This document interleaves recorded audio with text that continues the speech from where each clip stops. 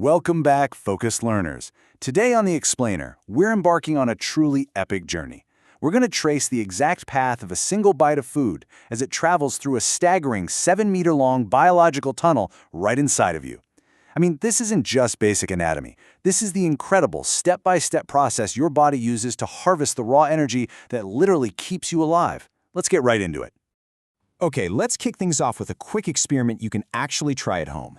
Have you ever noticed why a plain piece of bread, or even rice, starts to taste kind of sweet if you just keep chewing it?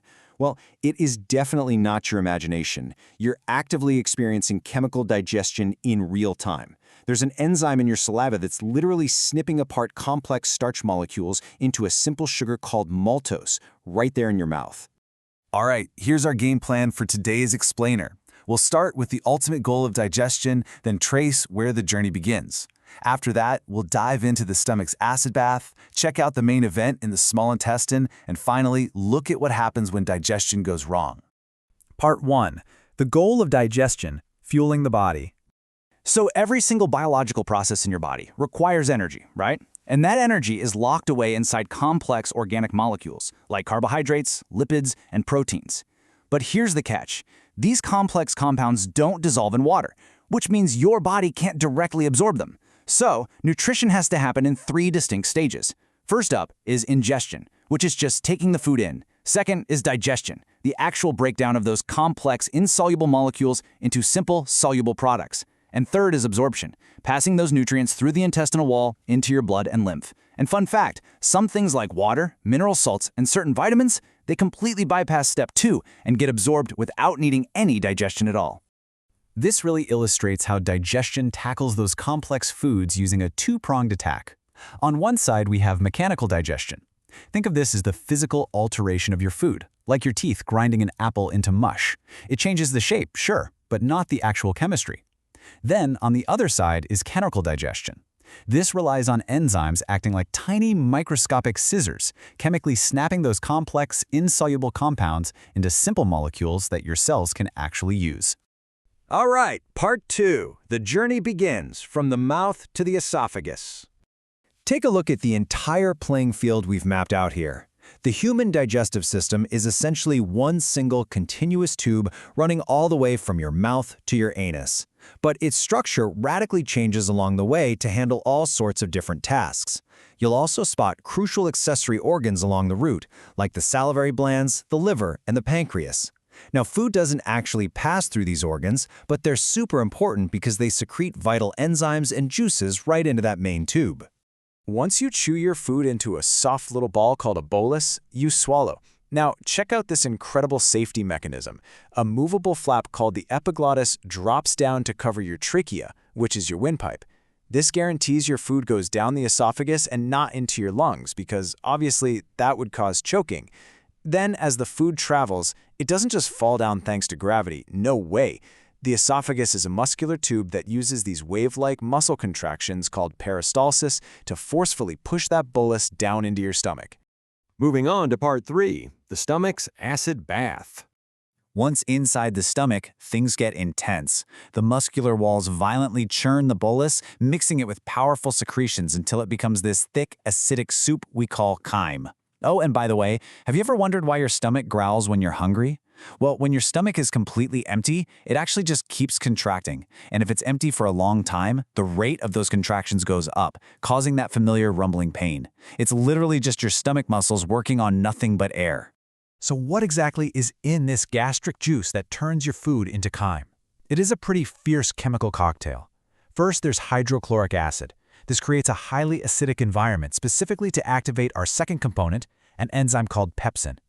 Pepsin's main job is to do the heavy lifting of digesting proteins, breaking them down into smaller chains called polypeptides. And finally, for the infants out there, there's an enzyme called renin, which coagulates milk so it stays in the stomach long enough to actually be digested. Usually, food hangs out in this acid bath for about 3 hours. Part 4. Small intestine and absorption. This is the main event. The very first part of the small intestine is a C-shaped curve known as the duodenum. Think of this as the ultimate chemical mixing zone. The pancreas pumps in pancreatic juice, which is loaded with trypsin, amylase, and lipase. Meanwhile, the liver sends in bile, which is stored in the gallbladder, and that acts almost like dish soap. It emulsifies huge lipid fats into tiny droplets, giving the enzymes way more surface area to attack.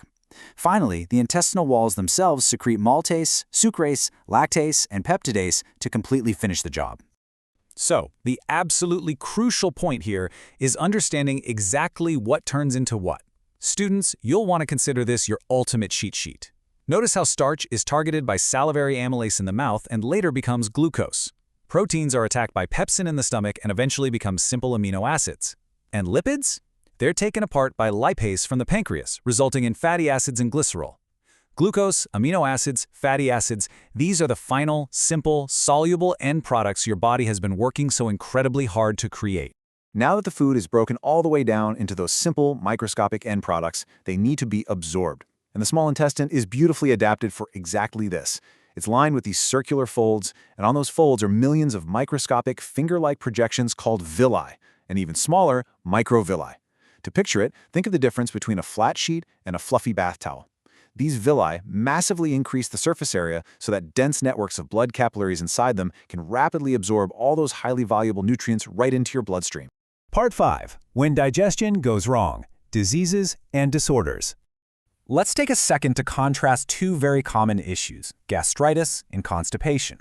Gastritis is the inflammation of the stomach's inner lining. It's what causes that burning acidity and can even lead to bleeding ulcers.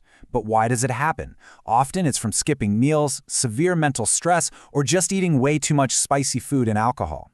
On the flip side, constipation happens lower down in the large intestine. If you don't eat enough dietary fiber or drink enough water, the feces remain in the gut way too long. Too much water gets absorbed, and they become hard and difficult to pass. As you can see, both of these are directly tied to your daily habits. Now, a much more acute danger is diarrhea, which is usually caused by a viral, bacterial, or parasitic infection. In this situation, the large intestine completely fails to absorb water properly, leading to liquid feces. And the real danger here isn't just the infection itself, it's the severe risk of dehydration from losing so much fluid, which can literally be fatal if you ignore it. The textbook strongly recommends immediate medical consultation, drinking plenty of fluids, and taking preventative measures, like always making sure you consume boiled drinking water and covering your food to keep flies away. Okay, let's zoom out for a second and see how all of this builds into the grand biological picture. Digestion was actually never the final goal. It was really just the preparation. Once those simple sugars, amino acids, and fatty acids are absorbed by the small intestine, your blood circulatory system acts like a massive highway, delivering them to every single living cell in your body. And inside those cells, as this equation shows, those nutrients meet the oxygen you breathe in to create ATP, which is pure chemical energy. And that brings us to the ultimate cliffhanger for your studies today. Your digestive system has done its epic job. That complex sandwich you ate is now simple glucose floating in your bloodstream. But how exactly do your microscopic cells ignite that glucose to power your muscles, your brain, and your very life? Well, that is the fascinating process of cellular respiration, and it's exactly what we're going to be covering in your next explainer. Keep learning, stay curious, and I'll catch you in the next one.